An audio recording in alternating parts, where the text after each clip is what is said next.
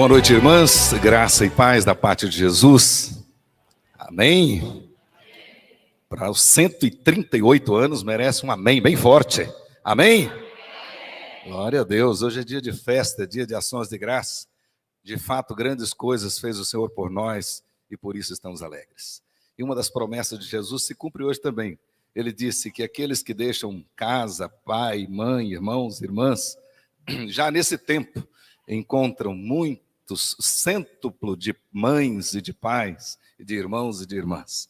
Eu estou me sentindo em casa, com muitas mães e muitas irmãs aqui hoje. Antes de lermos o texto sagrado, eu gostaria de cumprimentar a nossa querida Heloísa Helena, nossa secretária, e também a nossa presidente, Ana Maria, e na pessoa das duas, toda a diretoria da nossa Confederação Nacional. As vice-presidentes e todas aquelas que fazem parte, as demais secretárias, e também essas irmãs bonitas, queridas, valorosas do Brasil inteiro. Deus abençoe todos vocês. E um carinho especial para as minhas meninas, né? Lá da nossa Confederação do Sínodo Mato Grossense. E as minhas meninas lá da Igreja Presbiteriana de Cuiabá. Parabéns pelo esforço, viajaram bastante para chegar aqui.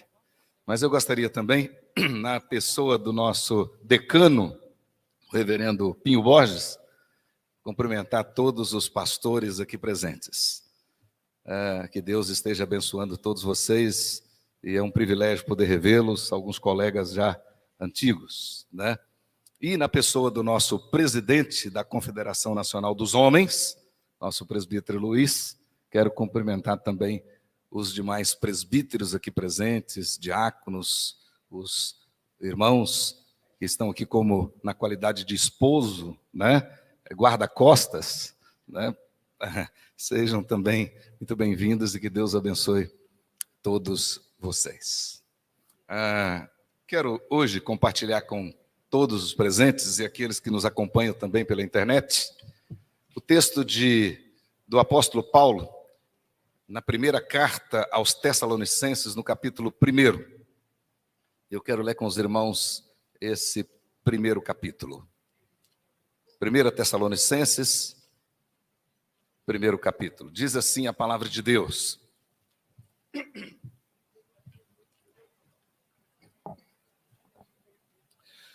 Paulo, Silvano e Timóteo, a igreja dos Tessalonicenses em Deus Pai e no Senhor Jesus Cristo, graça e paz a vós outros. Damos sempre graças a Deus por todos vós, mencionando-vos em nossas orações e sem cessar, recordando-nos diante do nosso Deus e Pai, da operosidade da vossa fé, da abnegação do vosso amor e da firmeza da vossa esperança em o nosso Senhor Jesus Cristo, reconhecendo, irmãos amados de Deus, a vossa eleição.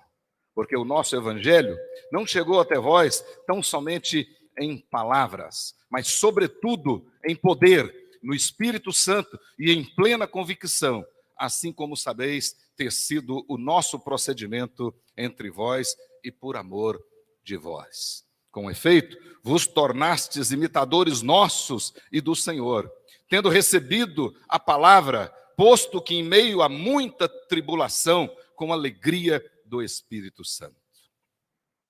De sorte que vos tornastes o modelo para todos os crentes na Macedônia e na Acaia. Porque de vós repercutiu a palavra do Senhor não só na Macedônia e Acaia, mas também por toda parte se divulgou a vossa fé para com Deus, a tal ponto de não termos necessidade de acrescentar coisa alguma. Pois eles mesmos, no tocante a nós, proclamam que repercussão teve o nosso ingresso no vosso meio. E como, deixando os ídolos, vos convertestes a Deus para servirdes o Deus vivo e verdadeiro. E para aguardardes dos céus o seu Filho, a quem ele ressuscitou dentre os mortos, Jesus, que nos livra da ira vindoura. Feche os seus olhos, abra o seu coração e vamos orar ao nosso Deus nesse momento.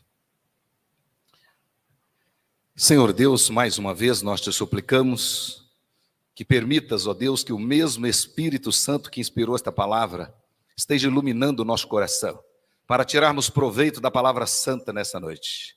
Permita, Senhor, que tua graça especial seja multiplicada na vida de cada um aqui presente e todos aqueles que nos acompanham também pela internet.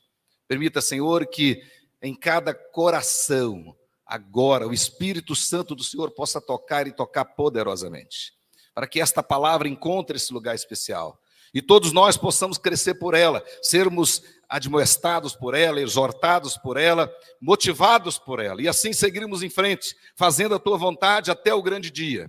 Permita, Senhor, em o nome de Jesus, que todos nós possamos ser amadurecidos por tua palavra. Muito obrigado, ó Deus, porque hoje celebramos o 138º aniversário da nossa SAF.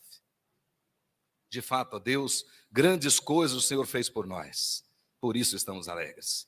De fato, até aqui o Senhor nos ajudou. Por isso, ó Deus, em o nome de Jesus, receba, Senhor, a nossa gratidão nesta noite bendita. Que, de fato, os corações gratos e alegres possam se curvar diante do Senhor, com grandes e verdadeiras ações de graças.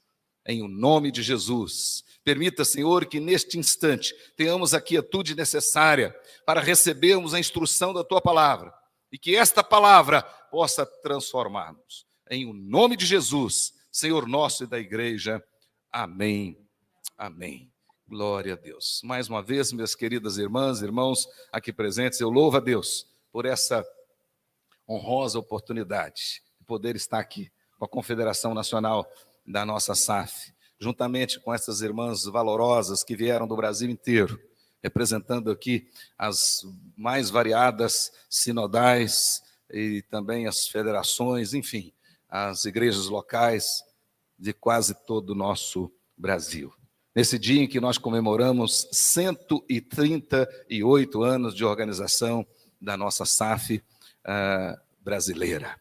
Isso é motivo de muita alegria. Como eu costumo dizer, nada agrada mais a Deus do que a gratidão.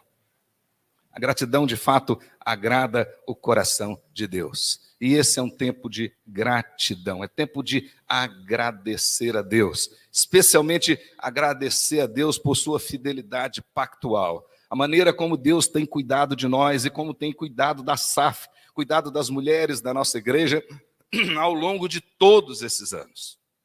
E, portanto, nós temos motivos de sobra para agradecer ao Senhor. Costumo dizer também que a gratidão é, de fato, a virtude que mais identifica o verdadeiro cristão. O verdadeiro cristão é identificado por um coração grato. Porque sem gratidão nós não podemos adorar verdadeiramente. Sem gratidão não podemos louvar verdadeiramente. Sem gratidão não podemos orar verdadeiramente. Por isso que o coração do crente precisa ser um altar de gratidão, cada vez mais rendido aos pés do Senhor Jesus, o Senhor da igreja, nosso Senhor e Salvador. Devemos agradecer e agradecer com alegria. Deus é fiel e com fidelidade tem conduzido a nossa SAF. Por isso é que nesta noite, com gratidão no coração e muita alegria, nós precisamos agradecer a Deus. Como disse o salmista, grandes coisas fez o Senhor por nós e por isso nós estamos alegres. Hoje é dia de agradecer ao Senhor, porque todas aqui, todas são testemunhas de que, de fato, até aqui o Senhor nos ajudou. E a Bíblia ensina com clareza que a gratidão leva à adoração. A adoração leva à obediência. A obediência leva ao compromisso. Portanto, um coração grato será um coração adorador, será um coração obediente, será um coração comprometido com o Senhor, verdadeiramente. Então, hoje é dia de agradecer ao Senhor. E como nos ensinou Davi, hoje é dia de agradecer ao Senhor e não esquecer de nenhum de seus benefícios. Ele disse isso e repetiu: ó minha alma, não esqueça de nenhum dos benefícios. Numa tradução mais literal, de nenhuma das suas bênçãos podemos esquecer. E, segundo o rei Davi, relembrar é indispensável para agradecer. Todos aqueles que têm memória curta, certamente são e se tornam ingratos. Por isso que é muito importante relembrar, não esquecer de nenhuma bênção, de nenhum dos benefícios do Senhor. E quanto mais nos lembrarmos dos benefícios do Senhor e das bênçãos do Senhor, mais nós agradeceremos. Por isso que recordar é indispensável para agradecer. E agradecer é reconhecer a providência de Deus, é descansar na soberania do Senhor. Então, quanto mais nós agradecemos, mais nós demonstramos a nossa confiança na providência do Senhor, no Deus soberano, no Deus que cuida de todas as coisas, no Deus que governa todas as coisas, que sabe de todas as coisas, e controla todas as coisas, e que está assentado no seu trono, e que governa tudo conforme a tua santa vontade. Então, a despeito das aflições, a despeito das angústias que nós temos passado, especialmente nos últimos tempos, a despeito de tudo isso, Deus continua no controle de todas as coisas. E nós podemos descansar na fidelidade pactual do Senhor. Por isso que o crente agradece. Por isso que o crente agradece por tudo. Agradece em todas as circunstâncias e agradece o tempo todo. É assim que a Bíblia ensina para nós. Devemos agradecer por tudo, até aquilo que você não está entendendo. E de repente, muitas aqui têm passado por dificuldades. Muitas não conseguem entender por que essas coisas estão acontecendo. Mas independente disso, Deus continua no controle e é nossa obrigação, é nosso dever, como lavados no sangue do Senhor Jesus, agradecer. Porque nós sabemos que todas as coisas cooperam para o bem daqueles que amam ao Senhor. Então devemos agradecer por tudo. Devemos agradecer em todas as circunstâncias. Em todas as circunstâncias, o crente agradece. E agradece o tempo todo, de hoje até a volta do Senhor Jesus. Portanto, SAF, parabéns.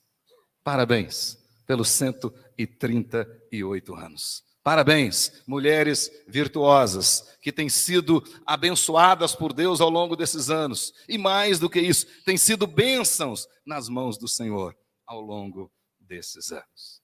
Aliás, é exatamente este o pano de fundo dos escritos aí das cartas aos Tessalonicenses. É exatamente isso. O que forma o pano de fundo das cartas de Paulo aos Tessalonicenses é exatamente esta consciência de que Deus está no controle e esse desejo de agradecê-lo por todas as coisas.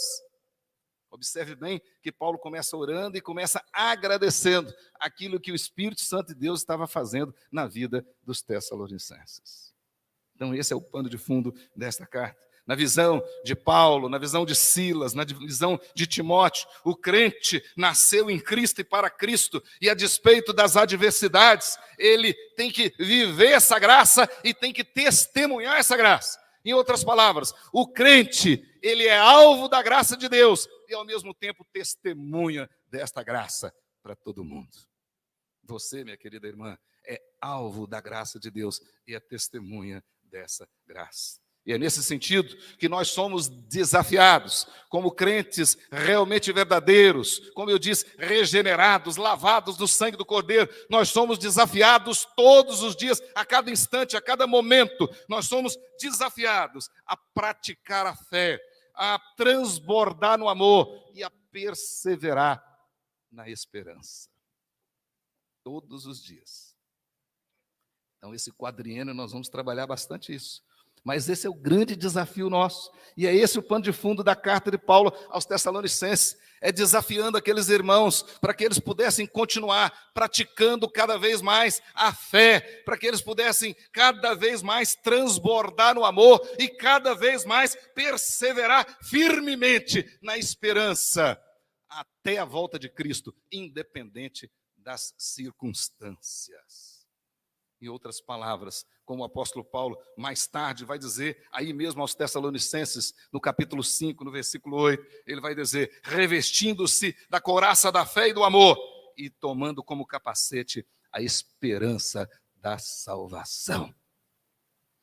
dia após dia, ele diz, nós precisamos praticar a fé, transbordar no amor, perseverar firmemente na esperança. Em outras palavras, revestindo cada vez mais da couraça da fé e do amor e tomando o capacete da esperança. O próprio apóstolo Paulo, mais tarde, escrevendo aos Efésios, ele vai dizer, e aí eu estou falando para as mulheres especificamente, hajam assim.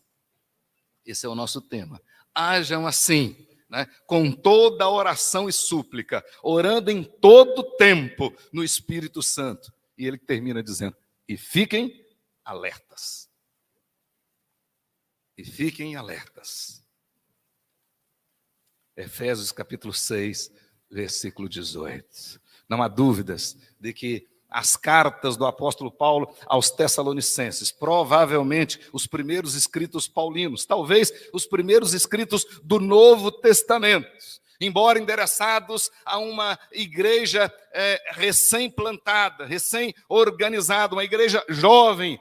Os escritos das cartas de Paulo aos Tessalonicenses têm muito a nos ensinar. Entre elogios, exortações, admoestações, o apóstolo Paulo, dentre outros assuntos, outras lições, nesta carta, ele trata da obrigação prática do crente, de progredir, de abundar, de transbordar em santidade, obediência e serviço. Eu costumo dizer que está aí, inclusive, o sentido da nossa salvação.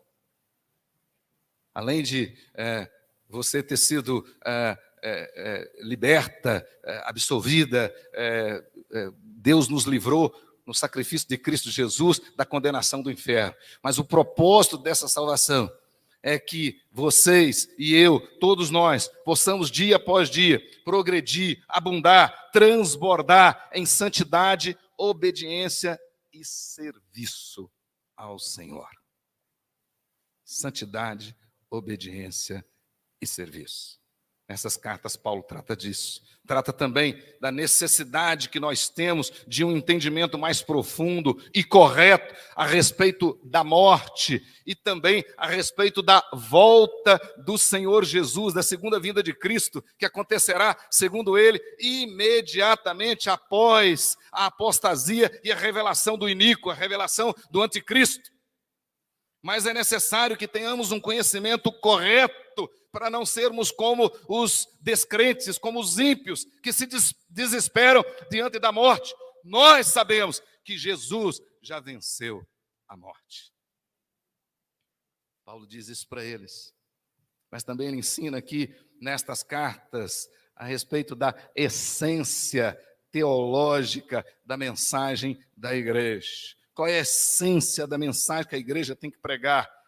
Jesus Cristo morreu, ressuscitou e voltará. Essa é a essência. Muito simples, é simples assim. Essa é a nossa obrigação. E é isso que nós temos que pregar, e é para isso que nós somos chamados. E ai de nós, se não anunciarmos essas verdades. Jesus Cristo morreu, ressuscitou e voltará. Essa é a mensagem que ele ensina. Na visão do apóstolo Paulo, nestas cartas, progredir, abundar, transbordar em santidade, obediência e serviço, e manter-se bem firmado e praticante da fé, abnegado no amor, perseverante na esperança, até a volta de Cristo, independente das circunstâncias, é a única maneira de nós agradarmos a Deus e podermos viver com dignidade entre os ímpios. A única maneira de agradarmos a Deus e vivermos com dignidade entre os ímpios é exatamente progredir, abundar, transbordar em santidade, obediência e serviço, e cada dia mais se firmando na fé, numa fé prática, numa fé operosa, abnegado no amor e bem firmado, perseverante, constante na esperança. Esse é o verdadeiro pano de fundo das cartas do apóstolo Paulo aos Tessalonicenses. O que prova claramente que, apesar da rápida passagem do apóstolo pela cidade da Tessalônica. À luz das informações de Lucas, Paulo ficou nessa cidade pouco mais de 3 semanas. Mas, embora tenham ficado muito pouco naquela cidade, o evangelho, como diz o texto que nós acabamos de ler, foi pregado ali verdadeiramente no poder do Espírito Santo. E as raízes do cristianismo naquela cidade foram incríveis, alcançaram uma profundidade enorme, uma transformação grandiosa na vida daquelas pessoas que foram convertidas pelo poder do Espírito Santo de Deus. Segundo a informação de Lucas, capítulo 17 de Atos dos Apóstolos, no versículo 4, diz lá que o evangelho foi pregado no poder do Espírito Santo e por causa disso muitos judeus se converteram, muitos, diz lá o texto, uma multidão de gentios também se converteu, muitas mulheres também se converteram e muitos se converteram direto da sua adoração aos ídolos, se converteram ao cristianismo. Porque o evangelho tinha sido pregado no poder do Espírito Santo.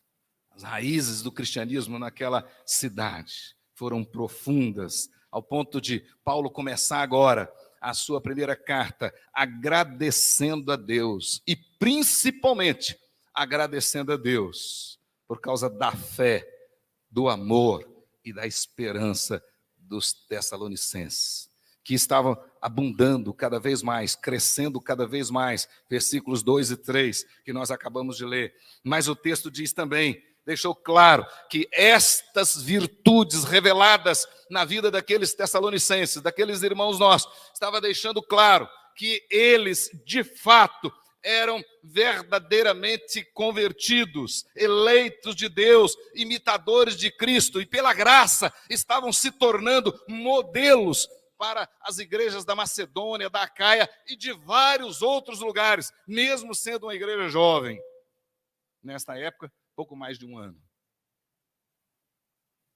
Paulo começa agradecendo a Deus.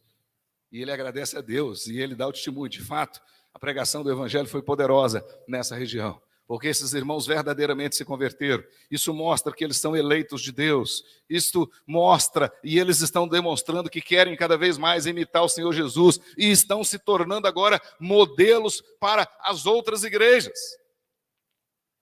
Diz-nos o texto. Mas as virtudes que Paulo fala aqui, a fé, o amor e a esperança.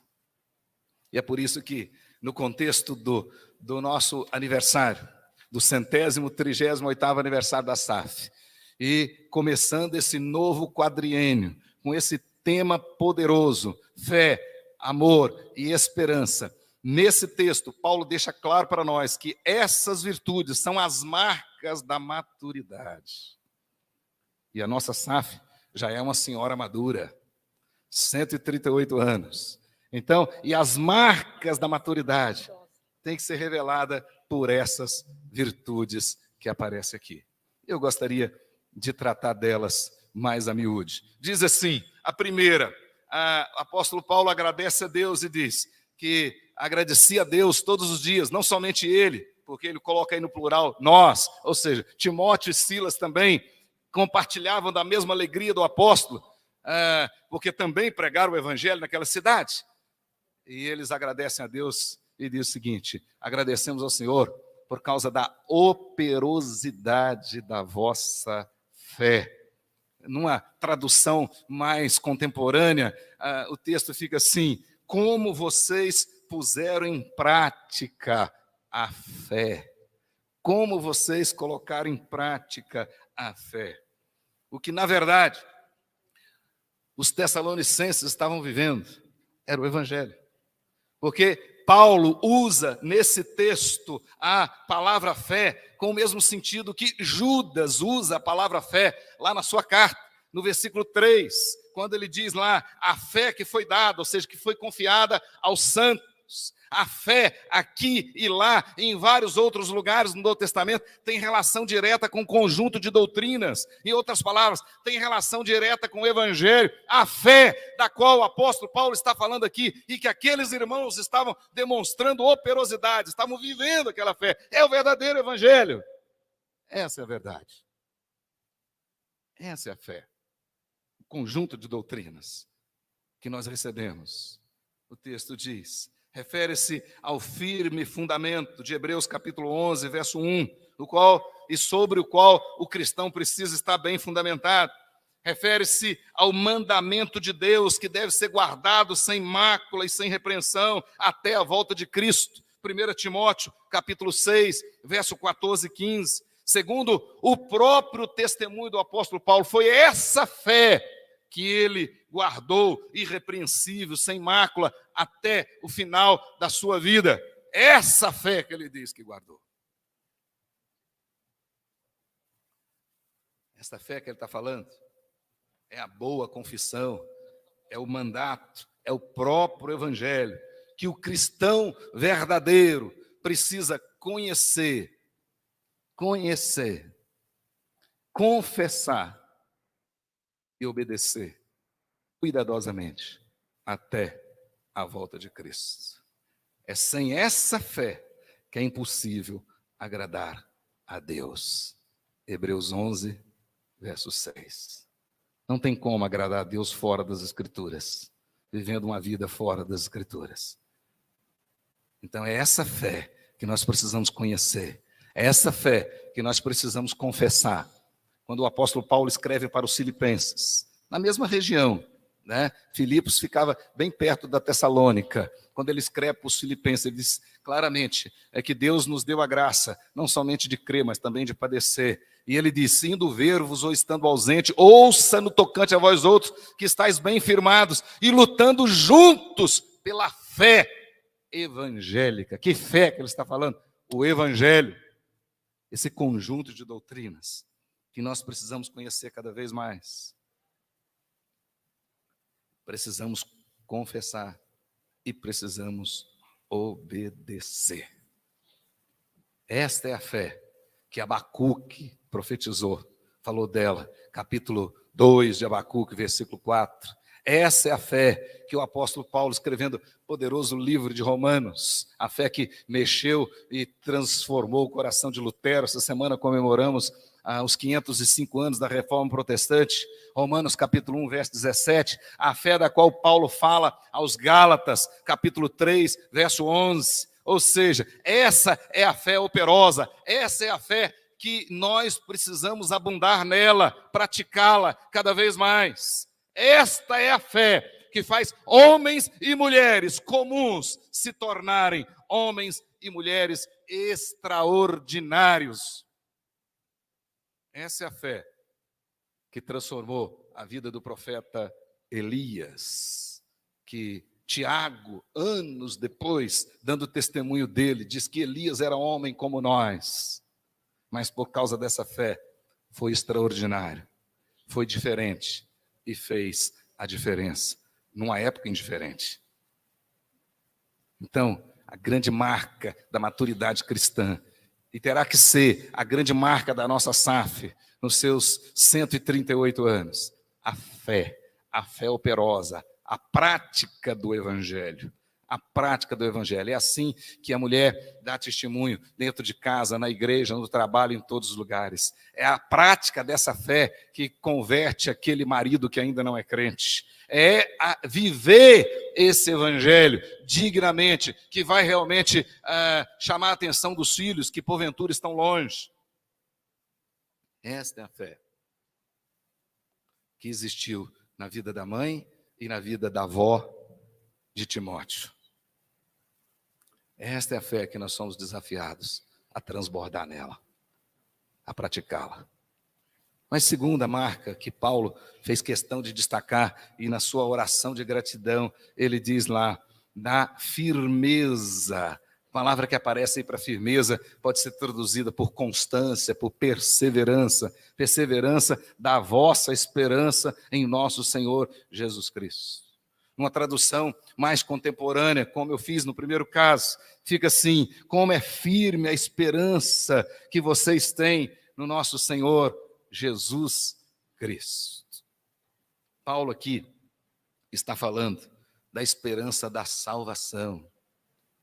Paulo aqui está falando daquela expectativa que tem que estar bem viva no nosso coração, aquela a expectativa ansiosa de ser libertado da ira final de Deus. Capítulo 1, versículo 10, na vinda gloriosa do nosso Senhor Jesus Cristo. Esse desejo nosso de morar com Ele eternamente, de estar com Ele eternamente. É dessa esperança que Paulo está falando aqui. Esta convicção, é a convicção dessa esperança que aumenta a força do crente, que habilita-o a enfrentar as tribulações com paciência e perseverança. É exatamente isso que Paulo ensina aos Romanos, capítulo 12, verso 12. Ele diz: alegrai-vos na esperança, sede pacientes na tribulação e perseverai em quê? Na oração. E perseverai na oração.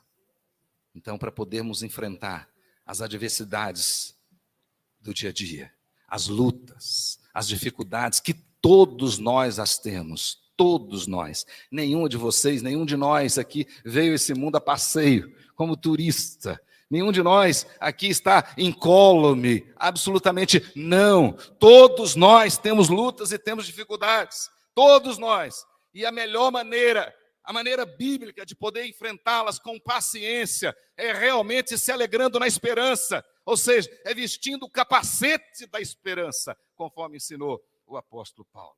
É a esperança que nos fortalece, é a esperança que nos habilita, é a esperança que é, de fato, a maior fonte de consolo. Essa esperança verdadeira, ela procede da fé e alimenta o amor. Olha que coisa interessante. Então, numa construção mais lógica para nós podemos falar da fé, da esperança e do amor. A esperança que procede da fé e fortalece o amor. É essa esperança que Paulo está falando. E quem tem essa esperança, mesmo que esteja passando por grandes adversidades, tem a experiência de Jó e vai poder dizer: eu sei que o meu Redentor vive e por fim se levantará. Quem tem essa esperança vai poder dizer isso: eu sei que o meu Redentor vive. Quem tem essa esperança vai poder dizer que Deus pode todas as coisas, não há impossíveis para Ele. Quem tem essa esperança sabe que agindo Deus, ninguém impedirá. É essa esperança que Paulo está dizendo. Por outro lado, indubitavelmente, quando a igreja perde a alegria, quando a igreja perde a visão dessa esperança, quando ela perde a dimensão, nesse caso específico da parousia, da volta do Senhor Jesus, ela perde a alegria, ela perde a eficiência, ela deixa de ser eficaz. Muito interessante. Winston Churchill dizia assim, que o grande problema da Inglaterra naquela época é que dos púlpitos da igreja não se falava mais nem do inferno e nem do céu. E por não se falar do inferno, as pessoas não tinham medo de ir para lá. E por não se falar do céu, por não se falar do céu, as pessoas não tinham desejo de ir para lá. Então gostava dessa terra. E depois dessa pandemia nós estamos vendo isso. Muitas pessoas que estão gostando disso. E de repente Deus permite uma chacoalhada na igreja para a gente acordar. Muitas pessoas estão acomodadas na sua zona de conforto. Mas essa esperança a igreja não pode perder. Não pode perder essa perspectiva. Não pode. Nós precisamos, dia após dia, caminhar olhando para o autor e consumador da nossa fé. Como diz o escritor da carta aos Hebreus, capítulo 12, ele diz que nós temos que desembaraçar de todo o peso e do pecado que tenazmente nos assedia e correr com perseverança a carreira que nos está proposta. Não podemos desviar nem para a direita nem para a esquerda. Esse foi o sucesso de Josué, foi o segredo que Deus deu para ele.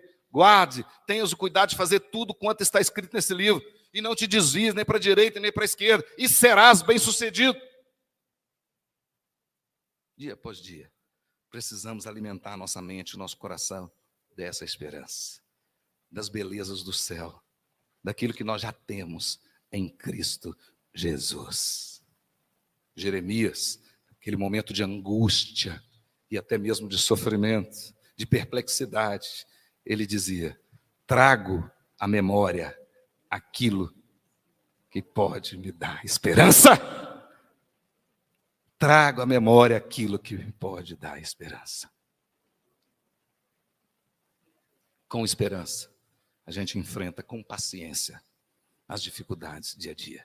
Aquele marido chato seu, dá para esperar, dá para enfrentá-lo com paciência. Não precisa nem ficar reclamando, né? Não precisa reclamar.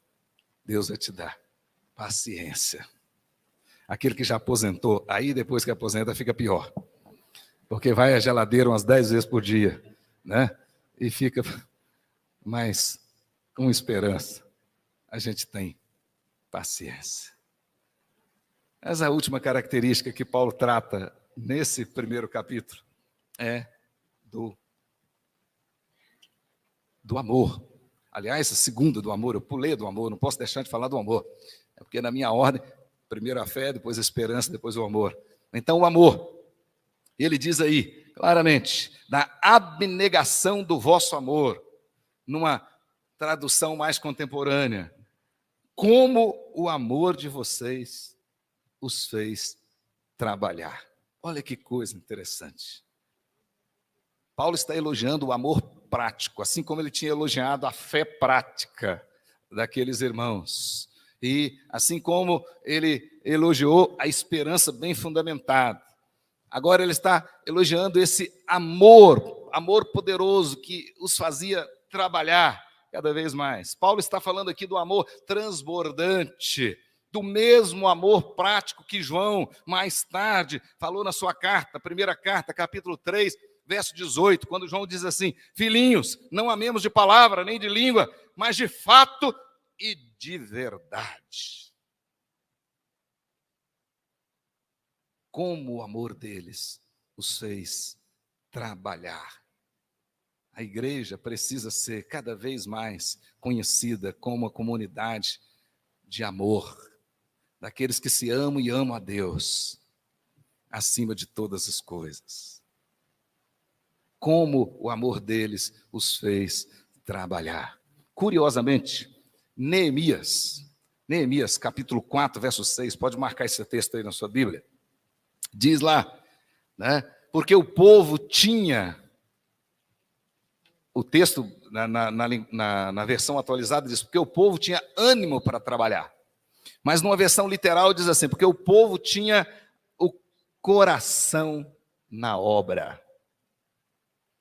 Porque o povo tinha o coração na obra, o coração no trabalho. E um detalhe interessante, só tem o coração na obra quem ama a obra. Então é o amor que faz trabalhar. Então se você ama a SAF, você trabalha por ela. É o amor que nos move, é o amor que move o crente, todos os dias. Lá no texto de Neemias, logo na frente, no capítulo 6, nós vamos ver que por causa de terem o coração na obra, eles fizeram aquela obra em 52 dias. Em 52 dias construíram os muros até a metade de sua altura. E aquilo foi um feito poderoso. Mas por quê? Porque o povo tinha o coração no trabalho. E hoje eu quero dizer o seguinte, quem ama verdadeiramente, e quem tem realmente amor pela obra de Deus, esse vai ter o coração na obra e a obra no coração. E quem tem o coração na obra e a obra no coração, investe o melhor daquilo que ele é, ou seja, o melhor do seu ser. Então, se você ama qualquer coisa, você vai oferecer o melhor daquilo que você é. porque você ama. Quem ama a obra, quem tem o coração na obra e a obra no coração, investe o melhor do ser, o melhor da sua capacidade. Mas mais do que isso, quem tem o coração na obra e a obra no coração, investe o melhor do ter também. Você literalmente, e na verdade, a palavra ações de graça traz no seu bojo o sentido de generosidade. Todas as pessoas que têm o coração grato são generosas, são alegres. E o texto aqui, o apóstolo Paulo está ensinando para nós que aqueles irmãos, o amor deles era altruísta, o amor deles de fato era abnegado, eles tinham realmente o coração na obra e a obra no coração. Por causa disso, eles ofereciam o melhor deles mesmos e o melhor daquilo que eles tinham, além até da capacidade deles. Mais tarde o apóstolo Paulo vai elogiá-los, não somente os tessalônicos, mas também os filipenses, porque realmente amaram generosamente. Quem realmente tem o coração na obra e a obra no coração, investe o melhor do ser, investe o melhor do ter. E um detalhe: alcança o melhor do fazer. Quem tem o coração na obra, ele, de fato, ele alcança o melhor. Aquilo que ele faz bem feito. Ele faz o melhor. Quem tem o coração na obra e a obra no coração. Quem tem esse amor altruísta, esse amor transbordante, do qual Paulo está falando aqui. Esse, de fato, essa é uma pessoa diferente. É uma pessoa que faz a diferença. A despeito das indiferenças. Ele faz a diferença. Então, aquela SAF, lá do interior, pequena, mulheres muito simples, muito humildes, mas têm o coração na obra, a obra no coração. Elas fazem o melhor. Elas fazem diferença. Elas são diferentes. Essa é a beleza do reino de Deus. É isso que o apóstolo Paulo ensina para nós. Portanto, minhas queridas irmãs, capítulo 5, logo adiante, no versículo 8.